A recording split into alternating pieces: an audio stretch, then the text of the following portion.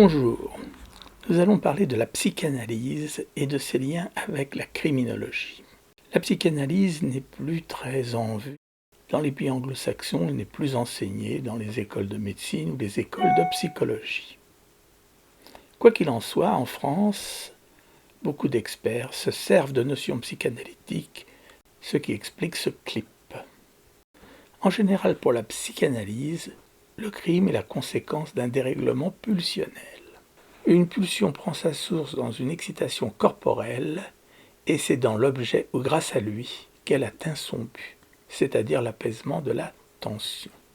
Pour la psychanalyse, l'inconscient est le pôle pulsionnel de la personnalité. Il contient l'expression psychique de pulsions héréditaires innées et du refoulé.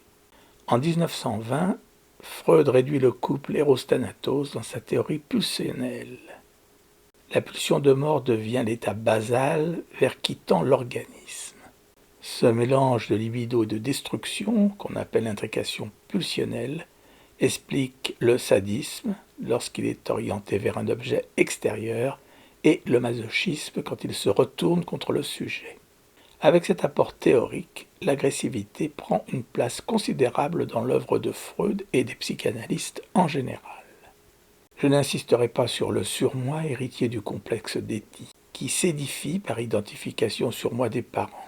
Vous avez là un livre extrêmement intéressant, La mort de Ney.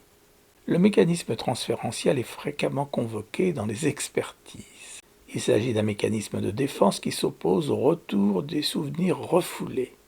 Il peut s'actualiser sur un tiers.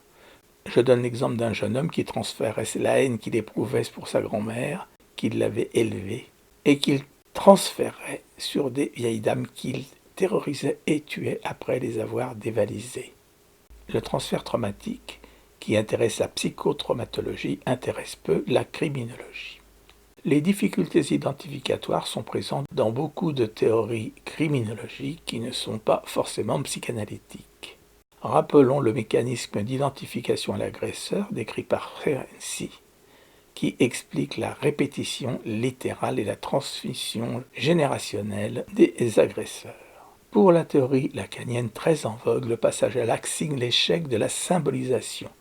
Lacan nomme Cahoon le sentiment d'effroi de certains sujets confrontés au non symbolisable, l'inimaginable, l'indicible. Il distingue les crimes du moi, conscients et utilitaires, les crimes d'un surmoi sadique, autopunitif, et les crimes du ça pulsionnel pour la majorité des auteurs. Pour Lacan, la carence du père symbolique est la grande névrose contemporaine. La théorie psychanalytique est utile pour comprendre le fonctionnement psychique d'un criminel et pour donner un sens à son acte dans son histoire particulière. Cependant, elle n'est pas très utile dans un rapport d'expertise ou dans un procès.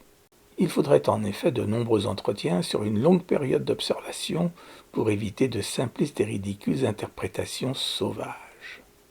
La psychanalyse ne se préoccupe que de la réalité psychique et non pas de la réalité telle que nous l'entendons.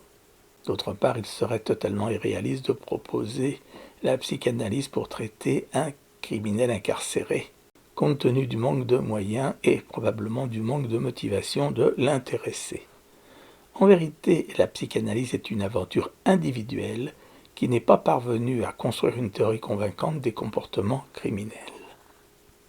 Le structuralisme auquel dit appartenir Jacques Lacan, mais aussi Claude Lévi-Strauss, Louis Althusser, Michel Foucault, se préoccupe de cet espace symbolique qui se situe au-delà du réel et de l'imaginaire. Pour Lacan, il est une trame de signifiants organisée en série. Lacan disait que l'inconscient était structuré comme un langage. Le structuralisme a évacué le sujet cartésien des sciences humaines. Il annonçait la fin prochaine de l'humanisme et de l'idéologie prônant l'université de la raison occidentale. Pour les structuralistes, seules les sciences hypothéco-déductives étaient réellement scientifiques. Ce n'était donc pas le cas de la criminologie, qui est le domaine de la métaphore, du comme-si, de la polysomie, des décalages et des déplacements de sens. Les sciences humaines sont de fausses sciences, ce ne sont pas des sciences du tout, écrivait Foucault en 1966. D'autres critiques font la part de difficulté pour le criminologue d'être à la fois juge et partie, c'est-à-dire l'observateur et le sujet de l'observation. La psychanalyse et le structuralisme ont été critiqués par les auteurs anglo-saxons, qui se situent dans le domaine du pragmatisme et de l'empirisme. Je vous remercie.